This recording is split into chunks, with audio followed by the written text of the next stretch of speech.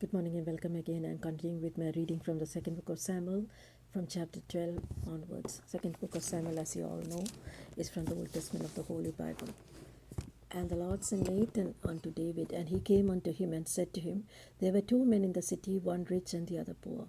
The rich man had exceedingly flocks and herds, but the poor man had nothing save one little ewe lamb, which he had brought and nourished up, and it grew up together with him and with his children. It did eat of his own meat, drank of his own cup, laid in his bosom, and was unto him like a daughter. And there came a traveler unto him, uh, and a rich man, and he spared to take of his own flock and his own herd, and to dress the wayfaring man that was come to him, but took from the poor man's lamb, and dressed it for the man that was to come to him. And David's anger was greatly kindled against this man, and he said to Nathan, As the Lord liveth, and the man that has done this thing shall surely die, and he shall restore the lamb fourfold, because he did this thing, and because he had no pity. And Nathan said to David, Thou art that man. Thus says the Lord God of Israel, I anointed thee king of Israel, and I delivered thee out of the hand of Saul. And I gave thee thy master's house, thy master's wives into thy bosom, and gave thee the house of Israel, the house of Judah. And if it had been too little, I would moreover have given unto thee such and such things. Wherefore hast thou despised the commandment of the Lord to do evil in the sight? And thou hast killed Uriah the Hittite with the sword, thou hast taken his wife to be thy wife, and hast slain him with the sword of the children of Ammon. Now therefore the sword shall never depart from thy house, because thou hast despised me, hast taken the wife of Uriah the Hittite to be thy wife. Thus says the Lord, Behold, I will raise up evil against thee out of thine own house, and I will take thy wives before thine eyes, and give them to thy neighbor. He shall lie with thy wives in the sight of the sun. For thou did it secretly. I will do this thing before all Israel and before the sun. And David said unto Nathan, I have sinned against the Lord. And Nathan said unto David, The Lord has also put away thy sin, thou shalt not die. Howbeit, because by thy deed thou hast given great occasion to the enemies of the Lord to blaspheme, the child also that is born unto thee shall surely die. And Nathan departed unto his house, and the Lord struck the child that Uriah's wife bare unto David, and it was very sick. And David therefore besought God for the child. And David fasted and went in and lay all night upon the earth. And the elders of the house arose and went with him and to raise him from the earth, but he would not, neither did he eat bread with them. And it came to pass on the seventh day that the child died, and the servants of the child feared to tell him that the child was dead. For they said, Behold, when the child was yet alive, we spake unto him, and would he not hearken unto our voice? How will then he vex himself if we tell him that the child is dead? But when David saw that his servants whispered, David perceived that the child was dead. Therefore David said unto his servants, Is the child dead? And they arose and said, He is dead. And then David arose from the earth and washed and anointed himself and changed his apparel and came unto the house of Lord and worshipped. And then he came to his own house, and when he required, they set bread before him, and he did eat. Then he said David's servants unto him, What thing is this that thou hast done? Thou didst fast and weep for the child while it was alive, but when the child was dead, thou didst rise and eat bread. And he said, When the child was yet alive, I fasted and wept, for I said, Who can tell whether God will be gracious unto me, that the child may live? But now he is dead, wherefore should I fast? Can I bring him back again? I shall go to him, but he shall not return to me. And David comforted Bathsheba his wife, bending to her, lay with her, and she bare a son. And he called his name Solomon, and the Lord loved him. And he sent by the hand of Nathan the prophet, and called his name Jedidah, because of the Lord. And Joab fought against Rabbah of the children of Ammon, and took the royal city.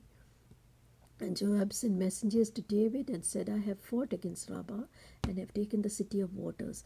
Now therefore gather the rest of the people together, and encamp against the city, and take it, lest I take the city and be called after my name. And David gathered all the people together, went to Rabbah, and fought against it, and took it. And he took the king's crown from off his head, the weight whereof was a talent of gold with precious stones, and it was set on David's head. And he brought forth the spoil of the city with great abundance. And he brought forth the people that were therein, and put them under saws and under harrows of iron, under axes of iron, and made them pass through the bricklin. And thus did he unto the children of Ammon. So David and all his people returned unto Jerusalem. Chapter 13. And it came to pass after this that Absalom, the son of David, had a fair sister whose name was Tamar. And Amnon, the son of David, loved her.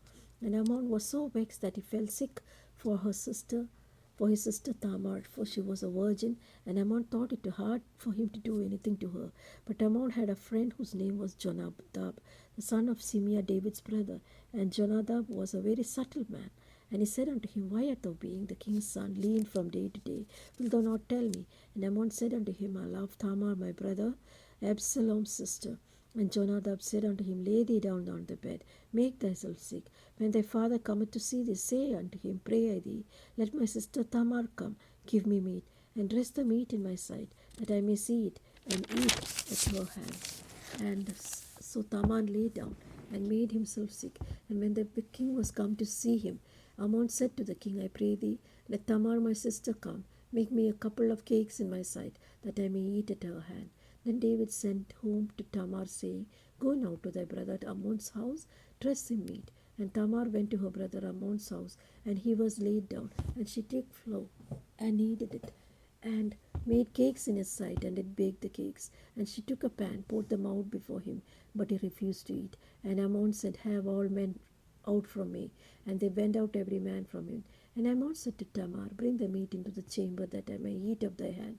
And Tamar took the cakes which she had made, and brought them into the chamber to Amnon her brother.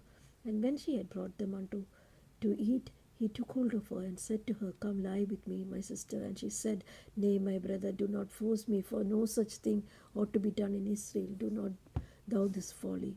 And I, whither shall I cause my shame to go? And as for thee, thou shalt be as one of the fools in Israel. Now therefore I pray thee, speak unto the king, for he will not withhold me from thee. Howbeit he would not hearken her unto her voice, but being stronger than she, forced her, and lay with her.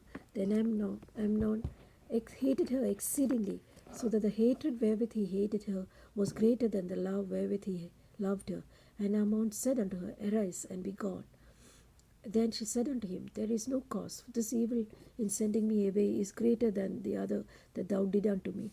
But he would not hearken unto her. Then he called a servant that ministered unto him, and said, Put now this woman out from me, and bolt the door after her. And she had a garment of divers colours upon her, with such robes were the king's daughters that were virgins apparelled. Then her servants brought her, bolted the door after her.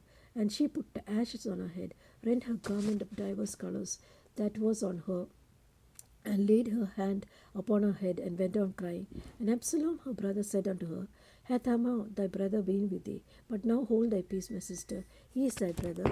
Regard not this thing. So Tamar remained desolate in her brother Absalom's house. And when King David heard of all these things, he was very wroth.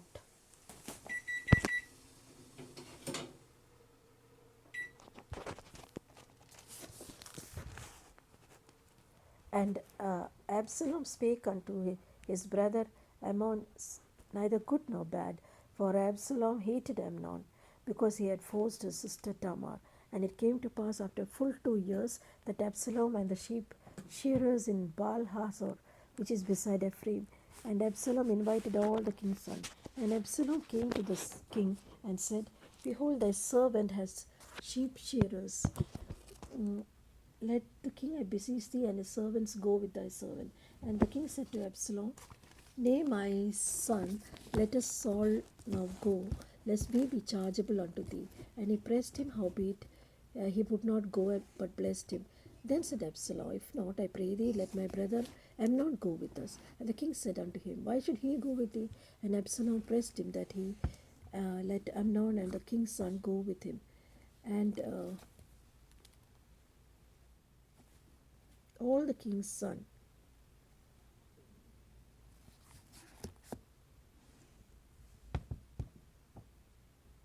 go with him. Now Absalom commanded the servants, saying, Mark ye now, when Amnon's heart is merry with wine, and when I say unto you, Smite Amnon, kill him, fear not, have not I commanded you? Be courageous, be valiant. And the servants of Absalom did unto Amnon as Absalom had commanded. Then all the king's sons arose, and every man got up upon his mule and fled. And it came to pass, while they were in the way, the tidings came to David, saying, Absalom has slain all the king's son, and there is not one of them left. Then the king arose and tore his garments and lay on the earth, and all his servants stood by with their clothes rent.